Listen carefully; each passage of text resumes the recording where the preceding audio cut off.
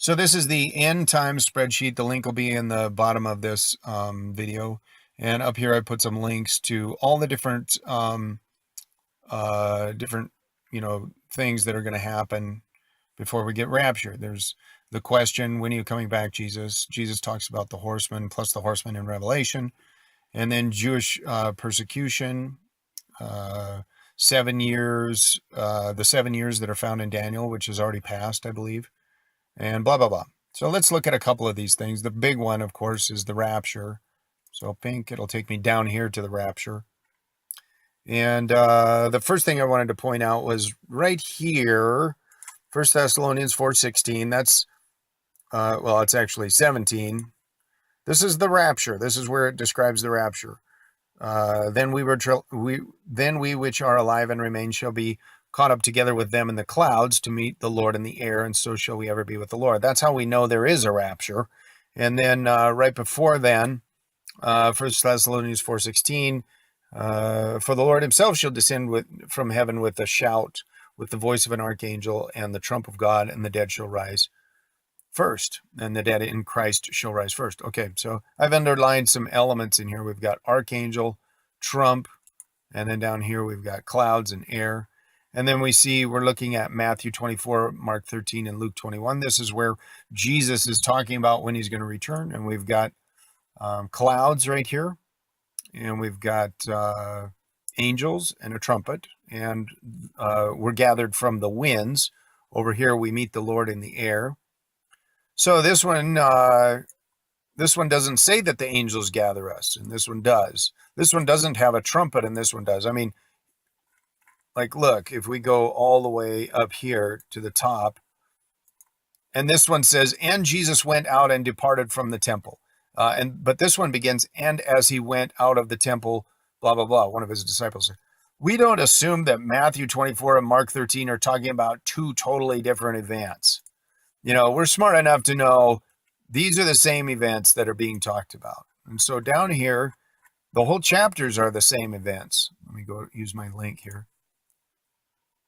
So we know that when it says in Matthew, the earth shall, all the tribes of the earth shall mourn. Well, over here, it doesn't say that. We know that they're going to mourn. And we know this is not talking about a different event from this. Matthew, Mark, and Luke are all talking about the same events. And they're giving different information. There's not three raptures. One in Matthew, one in Mark, and one in Luke. There's not three returns of Jesus. So this one says he'll send his angels with the sound of a trumpet. This one doesn't have trumpet, but we know it's there because this one says it will. Okay, and this one is coming on a cloud and a cloud and a cloud. This one says that all the tribes of the earth are going to mourn. And Mark and Luke don't say that, nor does Thessalonians say that, but Revelation says that. It says all that, Revelations 1:7 says, behold, he coming with the clouds, and every eye shall see him, and also them which pierced him, and everybody will wail because of that. So that says when he comes in the clouds, there's going to be wailing, and so does this. So we know that this goes with this. This one has clouds, angels, a trumpet, and wind, which also Thessalonians has. So if you believe that, if you're pre-trib and you believe that this rapture right here is a different event than this that's talked about in Matthew, then you're basically saying that Jesus is going to come twice, and then he's going to come and there's going to be, he's going to descend from the clouds twice. There's going to be a trumpet twice. There's going to be angels twice. And then people are going to be gathered together to meet him in the air twice. In this one, it's the elect. In this one, it's the clouds. So that's where we differ, is I say, these are the same events, guys. And you guys say, no, these are two totally different events. There you have it. Let me also point this one out because I think this is important. This 7 years.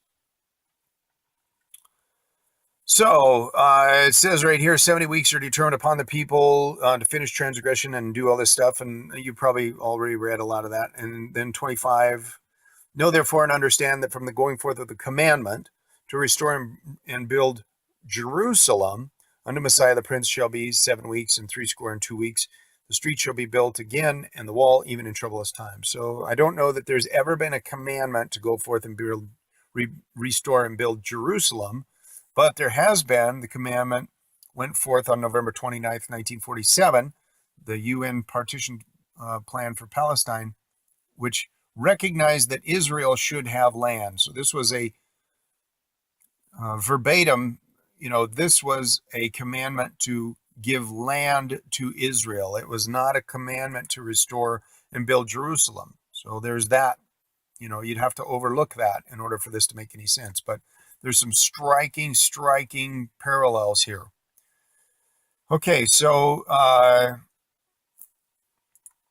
after 62 weeks, 62 weeks, shall Messiah be cut off, but not for himself, and the people of the prince that shall come shall destroy the city and the sanctuary, and the end thereof shall be with the flood, and unto the end of the war desolations are determined. Now, lots of people have said this has already happened when Jesus came here. It's like, okay, great.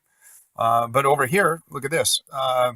If we interpret that the 62 years comes first, then we get November 29th, 1947 plus 62 Jewish years, and then we have to add an extra 7 days. So again, we're messing with the order of things and stuff like that. I understand that.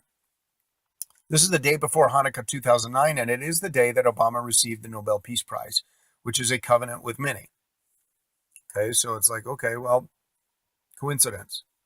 But then we keep on going, and this is where, at this point, it was like excited coincidence, but when we keep on going, we see some other things. So interpreting week to now mean the remaining 7 years, not 1 year, but the remaining 7 years. Exactly 7 Jewish years after receiving the Nobel Peace Prize, the day before Hanukkah in 2016, the U.S. allows the UN to pass its resolution against Israel. And this was unprecedented. This was historical, So Daniel 9:27 says, he shall come from the covenant with many for 1 week. And then there's this thing in the middle. Oh, here it is down here. This is a continuation of Daniel 9:27. And in the midst of the week, he shall cause the sacrifice and the oblation to cease for the overspreading of abominations. He shall make it a desolate, even until the consummation, and that determined shall be poured out on the desolate. I think there's a mistranslation going on here, or misinterpretation, because I'm too dumb to understand this, I guess.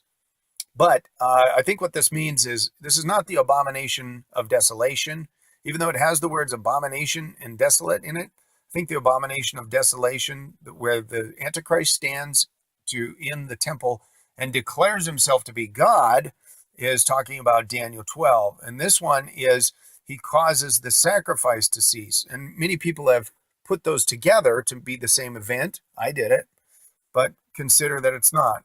In the midst of that 7 years, on March 22nd, 2013, exactly 1,260 days into it, Obama stands in the Church of the Nativity, causing the sacrifice and the praise to cease.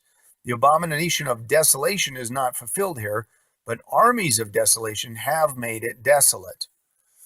So, that's enough for me to say a big what if the 7-year covenant is already done. And then when you go to the wrath, here's the wrath where all that starts. I haven't put all the stuff from Revelation in there. But when you look at Revelation, where is it actually? A lot of these are mentioned here. A lot of these are mentioned in, where is it? Yeah, Revelation 11:12. The Gentiles tread the holy city for 42 months. And the lady in the wilderness is, which is symbolic of Israel, is taken out and hidden in the wilderness for 1,260 days. And the two witnesses, which is not in here, the two witnesses preach and they call down, they witness and they call down, fire from heaven and do all sorts of things, plagues and like that. And they do that for, I think it says times, and half a time. But my point here is that every single mention of duration after the sixth seal is talking about 3.5 years. Most pre-tribbers even believe that. But what the preachers are thinking is that the 7 years, the first seal is opened right after the rapture. And no, the devil is going to be laughing the whole time because he's like, oh, let's make a peace treaty. And then anybody that comes to do that, he's just going to kill them. There's no 7 years after the rapture. It's 3.5 years, as far as I can see. If I get other information, I'll definitely hop on and make another video. But anyway, I just wanted to share this. This is kind of the end thing that I wanted to do. There's one more thing that I wanted to do, which ties into this, and that is give an expose of all the scriptures in the Bible that point towards descriptions of the universe. Because we've got the heaven departing, and we've got the stars falling, we've got the sun, moon, the sun and the moon becoming black, and the moon becoming dark. And then we've also got when the heavens open, they show Jesus there, and the heavens open quite a few times in Revelation, if I'm not mistaken. And how does that all work? Well, there's an actual physical thing, I think, that's going to be going on that brings heaven right next to earth. And then during the millennial kingdom, heaven and earth are like, they're not, maybe not the exact same overlapping, but they're just right there. Boom, there's one, there's the other. And that all ties into descriptions of the universe throughout the Bible. So I might make that one more video maybe in the summer or something. Anyway, this will be my last video for a while, and you can enjoy this spreadsheet. Bye-bye.